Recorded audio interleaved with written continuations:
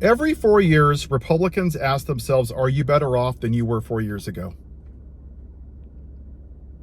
Are you better off? That's one of the most selfish questions that you can ask.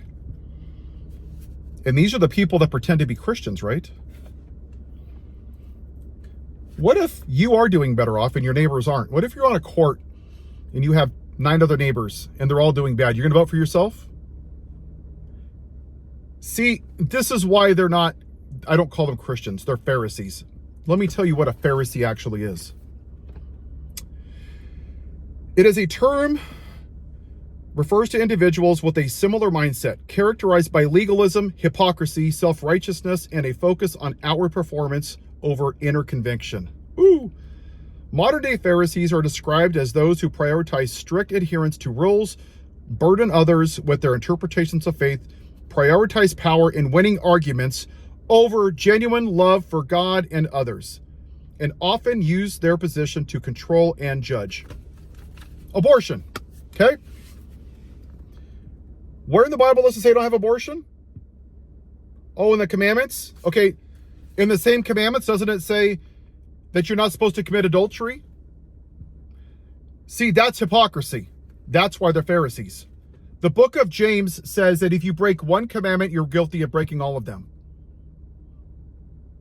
A sin is a sin is a sin. Now, if I lie about what size shoe I wear, that's clearly different than robbing a bank, right? The consequences are different. But what these Pharisees have done, these red hatters, these cult members, is they've judged. They've said that abortion and being gay. And they cherry pick certain Bibles, right? A man and one woman. Okay, cool. Great. This guy's been married 3 times. Elon Musk has what, 14 kids with 6 women? RFK cheated on his wife so much that she sadly took her life. He's on his 3rd marriage. I thought it was between 1 man and 1 woman. Oh, Paul, but that's not the... Okay, cool. So if the person is straight and they're divorced 20 times, that's okay. But Pete Buttigieg, who's gay, that's just a bridge too far. That's out the design of God. I mean, these people I just referenced, they stood before God, their wives, and their wives' family and said, I will love you for better or for worse. And then on his 3rd failed marriage, this clan leader goes out and is literally banging a porn star while his wife is at home with her 2-week-old son. Is that traditional family values? Is being an adjudicated rapist, forcing yourself on a woman, is that traditional family values? Is that the design of God?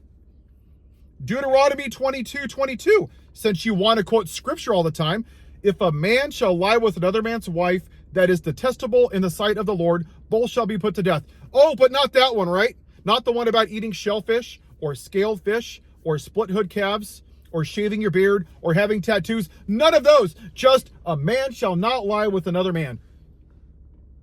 Pharisees, absolute hypocrites. And for abortion, if your stance is, well, all the Democrats do is murder babies. Oh, really? Has God stopped abortions? Because by your lack of logic with your concepts of a brain cells, then God is responsible for abortions too. Because I'm saying that a woman has the free will to do what she wants with her body, just like God is. So if you're criticizing me, you're criticizing God, and we know you sure in the hell won't do that, because that would make you actually have some self-reflection. Now let's go back to Adam and Eve for a second. Let's go way back. Did God stop Adam and Eve from eating the fruit? No? That's right. It's called free will. Jim Crow, segregation, the 3/5 clause, the Trail of Tears, Benito Mussolini, the Holocaust, Parkland, Uvalde. Did God step any of them? No. See, because you're hypocrites. The evangelical church has done a really good job to uneducated white people to take away their critical thinking. If you're gay and if you have abortion, somehow you're going to burn in hell forever. And now that you've taken away women's rights to choose, they have an over 50% increased mortality rate. But in blue states, you know, the radical left liberals that are going to burn in hell, they actually have a opposite effect. It goes negative 20%. So they actually save lives. Funny how that works. I want universal health care. I want people to have a living wage. I want people not to live in poverty. I want people to live in a clean environment with clean air and clean water. Holy crap, I'm a radical left libtard paid for by George Soros. The horrors. Don't you think Jesus would want those things?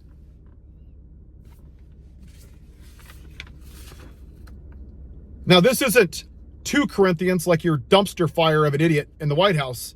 This is 1 Corinthians 13, 4 through 6. Love is patient, love is kind, it does not envy, it does not boast, it is not proud. It does not dishonor others, it is not self-seeking, it is not easily angered. It keeps no record of wrongs. Love does not delight in evil, but rejoices with the truth. It always protects, it always trusts, it always hopes, it always perseveres. I hate the Democrats. I hate Taylor Swift. That son of a bitch because he took a knee. Literally assaulting little girls in Epstein Island. Where is your moral bottom? When Bishop O'D came out and asked for compassion and grace to the immigrants, what did you say? How dare you insult our Messiah? How dare you insult Orange Jesus? You take that back. She literally asked for everything that I just read you in 1 Corinthians. Because, see, you don't want compassion, empathy. You want Barabbas. You never wanted Jesus. You don't want this compassionate, kind, empathetic, radical left liberal. You want Barabbas, the insurrectionist, the alpha male. That's why you're not Christians. Faith without works is dead. That's what you are. That is literally the definition of MAGA. Faith without works. You drive to church on Sunday and you have F Joe Biden and Joe in the Ho bumper sticker. You tell me how Jesus thinks that's okay. Go ahead. Anybody, tell me how Jesus would approve of that. But you don't care about that. Because like I read with the Pharisees, you just have to be right. They prioritize power and winning arguments over genuine love for God. Often use their position to control and judge. That's all you do. All you do is judge. And you think that God saved his little orange ear? You think about this. So God stood by during the Holocaust, during slavery, Jim Crow, mass shootings, horrible atrocities throughout mankind. But he comes, he goes, you know what? That rapist who can't even quote his favorite book in the Bible that talks about 2 Corinthians, that can't even keep his wedding vows. Yep, that's the guy that's gonna bring people to Jesus. How are you supposed to be fishers of men if you can't even tell people what your favorite book in the Bible is? What kind of a Christian is that? How are you supposed to witness to people if you can't even quote your favorite book in the Bible? Because it's not about that. It's about owning the libs. Which, again, is why you're not people of faith. You're Pharisees. You've weaponized religion to maintain white supremacy in this country. And as long as it's a straight white man, they can do no amount of wrongdoing. But if you take a knee and you're a black man, you're a son of a bitch, right? If you're Lincoln Riley and you're murdered by a brown person, we're going to pass bills about you. But if you're a black man like Ahmaud Arbery and chased down by 3, Christians, somehow the people on the right have nothing to say about it. Or Breonna Taylor or George Floyd. Total silence. So pro-life, my ass.